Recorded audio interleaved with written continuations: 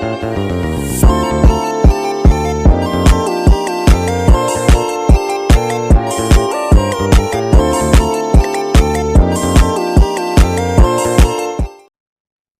warahmatullahi wabarakatuh. Saya Muhammad Sifas Putungan dari Program Studi Gizi Fakultas Ilmu Keolahragaan dan Kesehatan Universitas Negeri Makassar dengan NIM 2203055020074.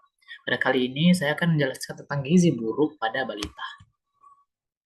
Yang pertama, pengertian gizi buruk pada balita adalah kondisi ketika berat badan balita tidak sesuai dengan usianya atau berat badannya terlalu rendah dibandingkan dengan tinggi badannya.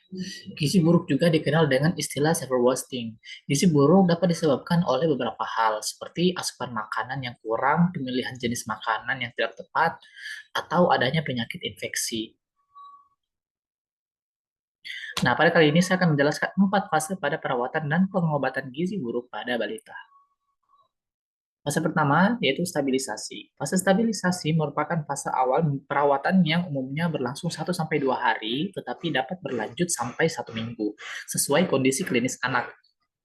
Pemantauan fase stabilisasi dilakukan dengan mencatat tanda-tanda vital, seperti denyut nadi, frekuensi pernafasan, suhu badan, tanda-tanda bahaya derajat edema, asupan formula, dan frekuensi BAB, dan juga konsistensi fases, volume, urin, dan berat badan.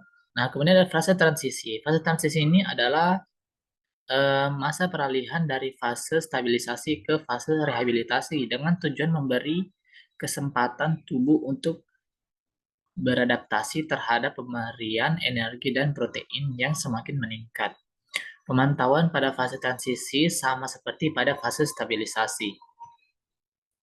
Kemudian fase rehabilitasi. Fase ini dapat diberikan di layanan rawat jalan maupun rawat inap. Fase ini adalah fase pemberian makanan untuk tumbuh kejar, pemberian energi sebesar 150-220 kilokalori per kilogram berat badan per hari dalam bentuk F100 atau ready to use formula.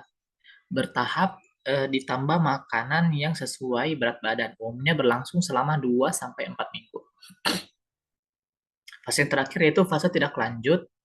Fase ini merupakan lanjutan pemberian makanan untuk tumbuh kejar dengan pemberian makanan keluarga dan pemberian makanan tambahan pemulihan atau PMTP.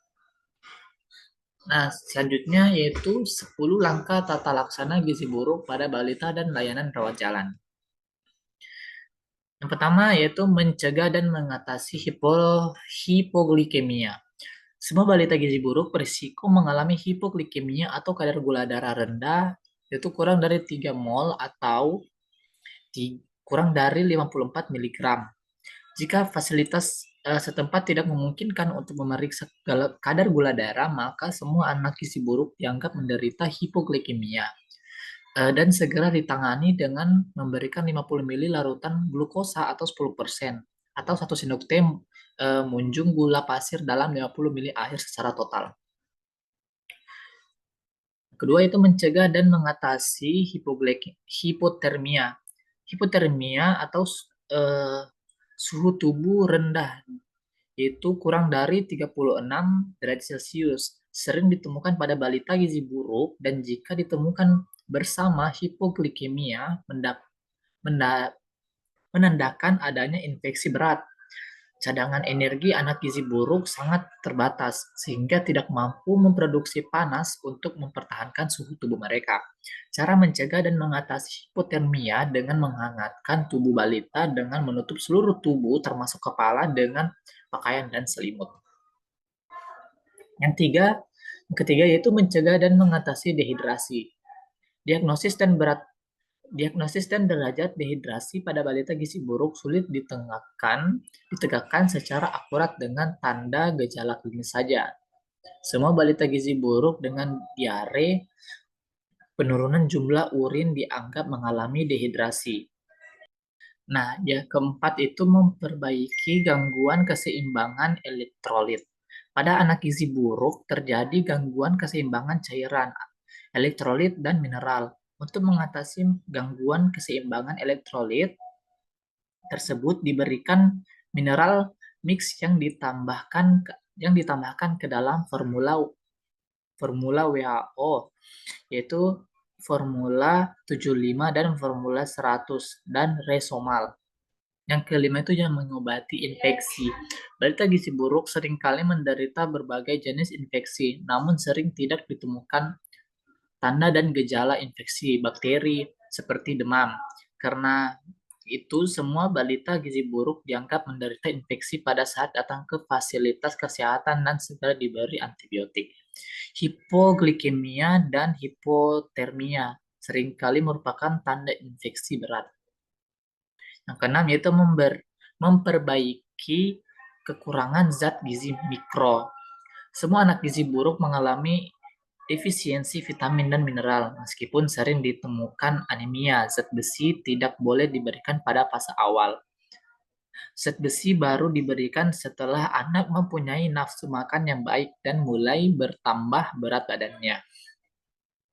Zat besi dapat memperberat infeksi bila diberikan terlalu dini. Pemberian zat besi mikro sama dengan penjelasan sebelumnya. Yang ketujuh yaitu memberikan makanan untuk fase stabilisasi dan transisi. Diberikan untuk anak gizi buruk di layanan rawat inap. Yang kedelapan yaitu memberikan makanan untuk tumbuh kejar. Pada fase rehabilitasi terjadi replesi atau pemulihan jaringan tubuh sehingga diperlukan energi dan protein yang cukup. Diberikan energi 150 sampai 220 kilokalori per kilogram berat badan per hari. Protein 4 sampai 6 gram per kilogram berat badan per hari.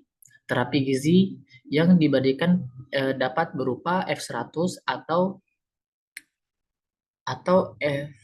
FUTF yang secara bertahap ditambah makanan padat gizi. Yang kesembilan yaitu memberikan stimulasi untuk tumbuh kembang. Pada anak gizi buruk terjadi keterlambatan perkembangan mental dan perilaku. Keterlibatan keluarga, terutama ibu, sangat diperlukan dalam memberikan stimulasi untuk tumbuh kembang anak. Oleh karena itu, perlu diberikan petunjuk pada orang tua dan keluarga untuk memberikan stimulasi perkembangan anak dengan penuh kasih sayang sambil bermain, bernyanyi, dan menciptakan suasana yang menyenangkan. Kemudian yang ke-10, yang terakhir yaitu mempersiapkan untuk tindak lanjut di rumah. Persiapan untuk tindak lanjut di rumah dapat dilakukan sejak anak dirawat inap. Misalnya melibatkan ibu dalam kegiatan merawat anaknya. Kriteria sembuh dari gizi buruk apabila BB menurut TB atau BB menurut PB lebih dari -2 SD dan atau lila lebih dari 12,5 cm dan tidak ada pitting edema dan 10 langkah tata laksana gizi buruk pada balita di layanan rawat jalan. Itu saja yang dapat saya sampaikan tentang 4 fase pada perawatan dan pengobatan gizi buruk pada balita.